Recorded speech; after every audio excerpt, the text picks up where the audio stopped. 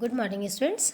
हम लोग देख रहे थे भारतीय कृषि व्यवस्था पर वैश्वीकरण का प्रभाव और हमने देखा था कि किस तरह भारतीय कृषि व्यवस्था को संचार साधनों के माध्यम से, टेलीफोन, इंटरनेट के माध्यम से, प्रौद्योगिकी के विकास के माध्यम से बहुत सारा प्रभाव कृषक समाज पे पड़ा। अधिक पैदावार, रासायनिक खाद, सिंचाई के साधन, ट्रैक्टर क्रांति, ये बहुत सारे प्रभाव हमें पड़े थे। और आगे इसी क्रम में हम आगे देखेंगे कि वैश्वीकरण की प्रक्रिया का जो स्थानीय ग्राम है और राष्ट्रीय स्तर की संस्कृति पर भी हम देखते हैं कि प्रभाव पड़ा है। और भारत में अधिकतर जो सांस्कृतिक परिवर्तन के अध्ययन हुए उनमें भी ये पाया गया कि वैश्वीकरण से स्थानीय संस्कृति और उसका राष्ट्र, राज्य और राष्ट्रीय संस्कृति के संबंधों में भी परिवर्तन आया है। अब अलग अलग विद्वानों ने जो अध्ययन किए और उन्होंने ये विश्लेषण किया कि वैश्वीकरण के प्रभाव से बहुत सारा परिवर्तन भारतीय समाज पर, कृषक समाज पे देखने को मिलता है। तो हम देखते हैं कि भारत की 3 मौलिक सामाजिक संस्थाएं हैं: ग्रामीण, समुदाय, जाति और परिवार। वैश्वीकरण ने इन तीनों संस्थाओं को प्रभावित किया।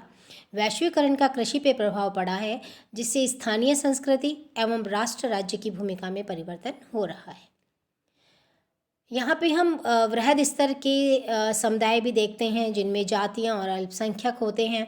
वे समुदाय जो अपने को भाषा और सांस्कृतिक भिन्नता के अनुसार अलग मानते हैं, जैसे आसामी, बंगाली, गुजराती, राजस्थानी।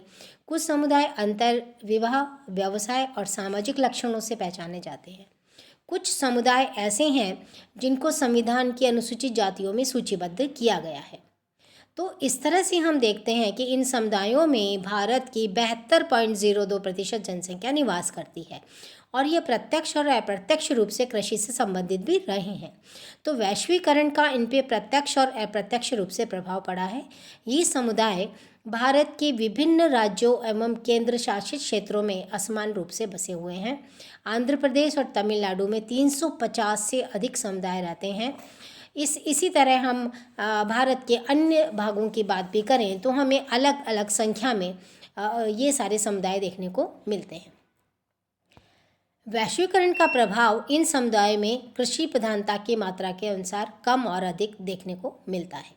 तो वैश्वीकरण एक प्रक्रिया के रूप में भारतीय कृषि व्यवस्था को अनेक प्रकार से प्रभावित करने की क्षमता रखता है। भारत में आज भी कृषकों का राष्ट्र है, जिसकी 70% जनसंख्या श्रमिक वर्ग की है। वैश्वीकरण की प्रक्रिया कृषि समाजों में निरक्षरता के कारण कम परिवर्तन ला पा रही है, लेकिन जिन कृषकों की आर्थिक स्थिति सुधरी है वो वैश्वीकरण की प्रक्रिया के प्रभावों के अवसरों का लाभ उठाकर परिवर्तित हो रहे हैं। तो इस तरह वैश्वीकरण ने कृषकों को अनेक नवाचारों, उपकरणों, उत्पादन के साधनों, तरीकों, प्रौद्योगिकी को प्रदान किया, जैसे अधिक उत्पादन के बीज, रासायनिक खाद, सिंचाई के नवीनतम साधन, प्लास्टिक पाइपों द्वारा खेतों में पानी पहुंचाना, डीजल पंप, बिजली की पानी की मोटर, ट्रैक्टर, कीटनाशक दवाइयाँ, खाद्य संकलन के विभिन्न तरीके एवं संसाधन, संचार और यातायात के साधन जैसे सड़क, टेलीफोन, कंप्यूटर, इंटरनेट, बैंकिंग व्यवस्था, विज्ञान, प्रौद्योगिकी, इन सब की वजह से बहुत सारा परिवर्तन हमारे कृषक समाज पे पड़ा है।